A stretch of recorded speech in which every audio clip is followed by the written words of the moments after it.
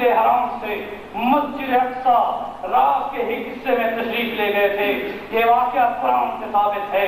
इस तरह से मस्जिद अक्सा से आसमानों पर और अर्श मंडल तक जो सफर फरमाया है, ये भी वाक़या कुरान से साबित है। और जामनी छत पर बैठी नबी मक्का, छत फटी, जिब्रील अलैहिस्सलाम नाज़िल हुए, रसूल अकरम सल्लल्लाहु अलैहि वसल्लम को लेकर मस्जिद हराम में ले गए। वहां आपके सीने को अफरज सदरी, आपने फरमाया मेरे सीने को चाक किया गया। सुम्मा गसलहु बिमाइन ज़मज़म, फिर उसको ज़मज़म के पानी के साथ धोया गया।